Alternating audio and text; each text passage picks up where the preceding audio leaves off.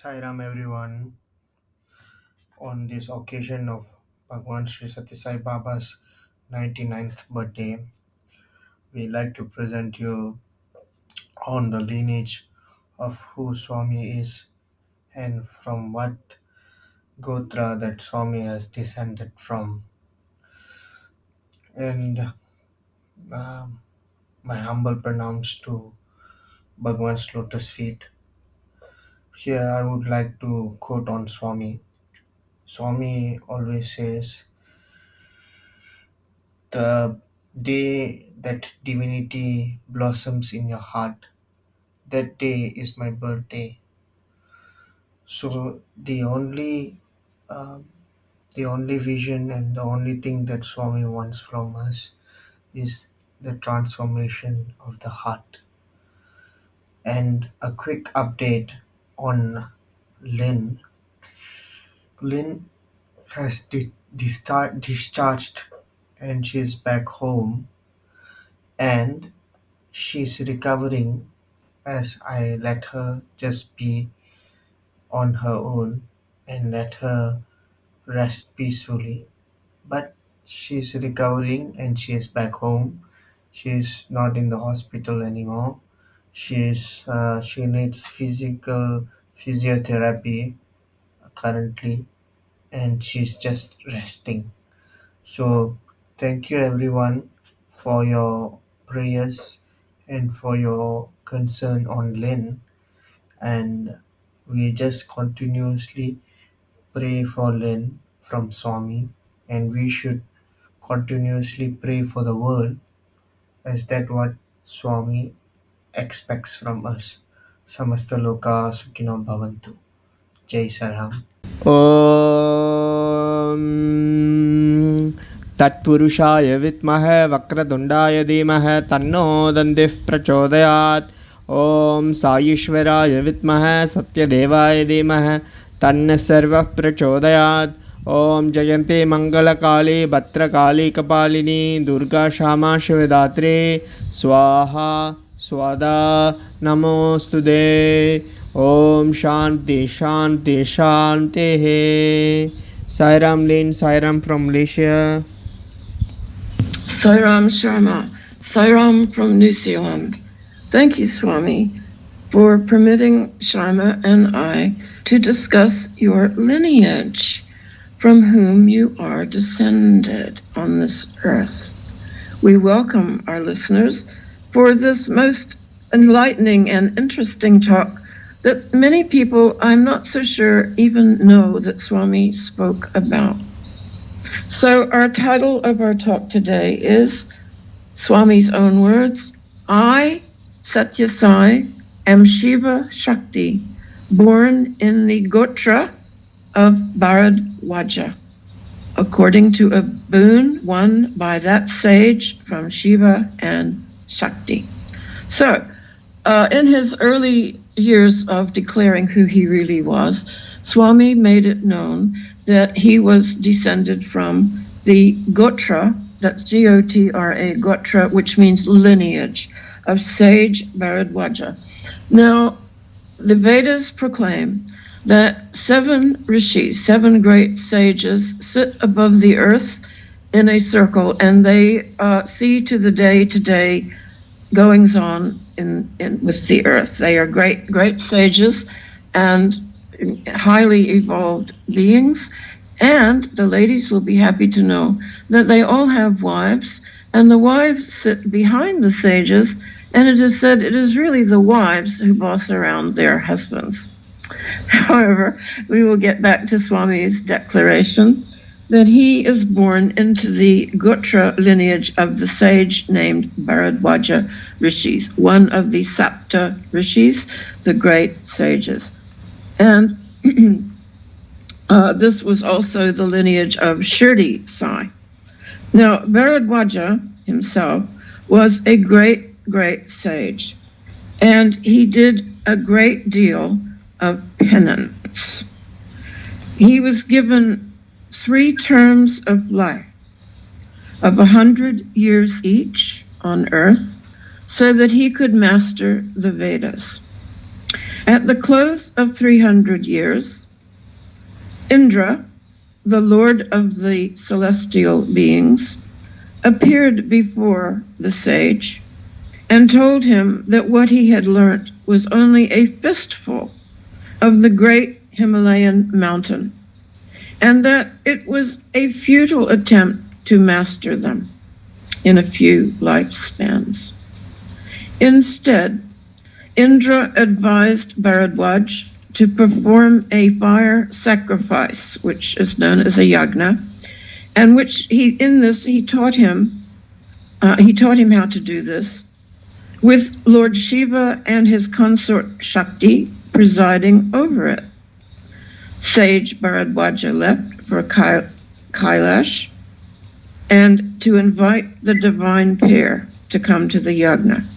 However, Shiva and Shakti were engaged in a cosmic dance, and Bharadwaja had to remain in the icy cold for 8 days unnoticed.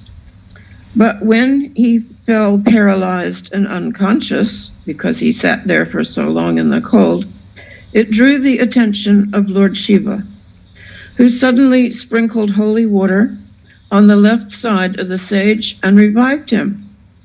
Now, annoyed at the neglect that was given to the sage, because Shakti had ignored him, Lord Shiva pronounced a punishment on Shakti to undergo a similar stroke in one of her incarnations.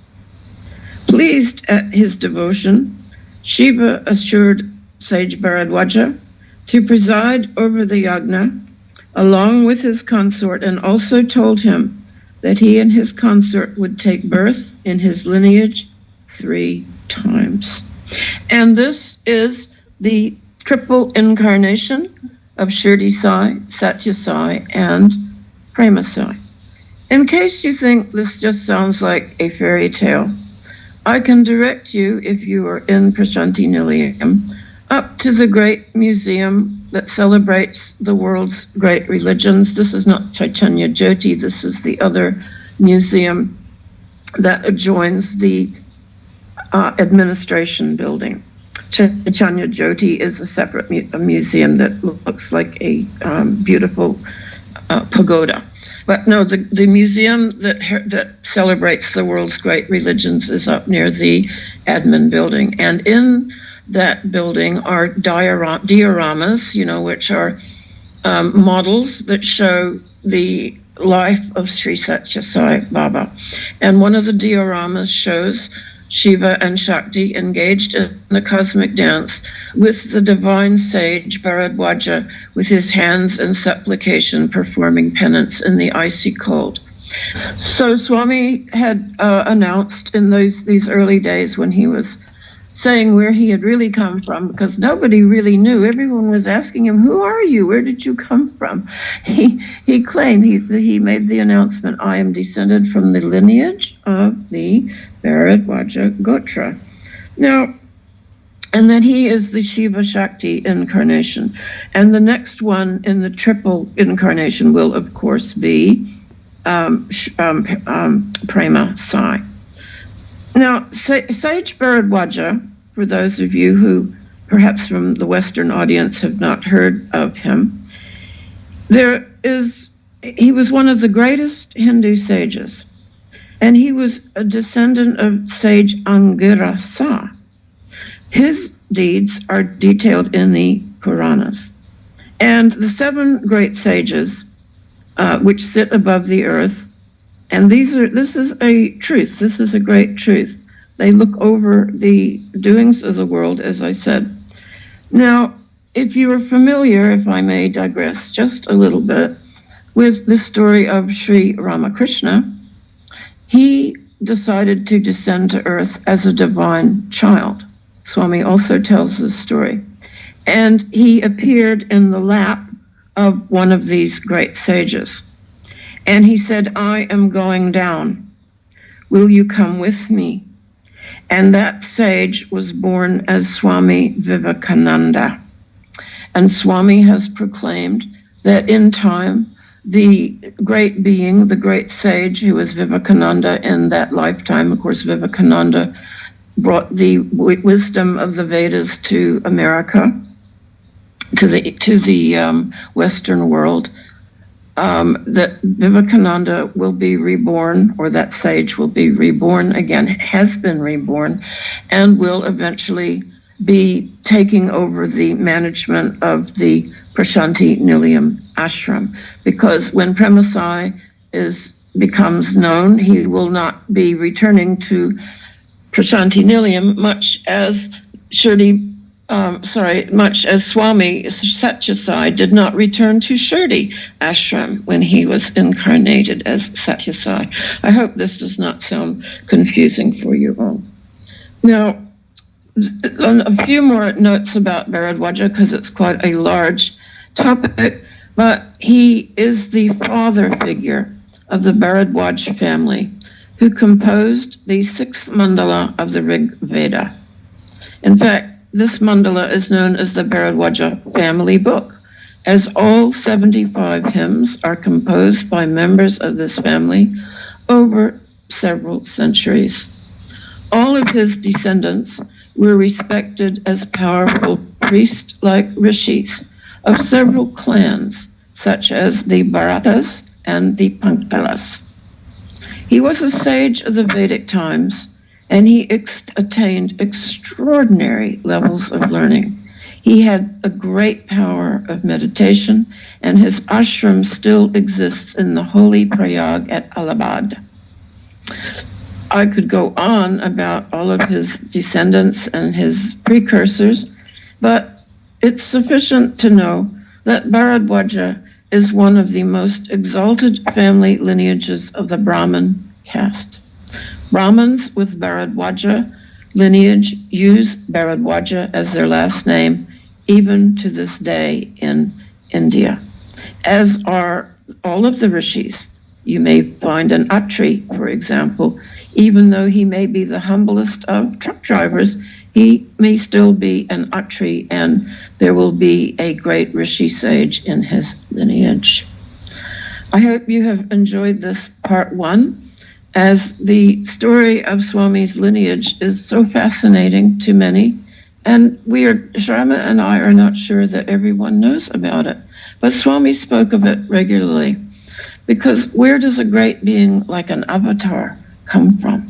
What family line does he come from? In this case, the great epics, the Mahabharata, the Vedas, the Puranas, are all of these great holy books are all connected with these great sages. So we will continue with this in part 2. Om Shri Sai Ram. Om Shri Sai Ram. Om Tasmat Karunya Bhavena Rakcha Sai Ishvara. Hari Om Tat Sat Shri Sai Ishvara Arpanamastu. Om Shanti Shanti Shanti.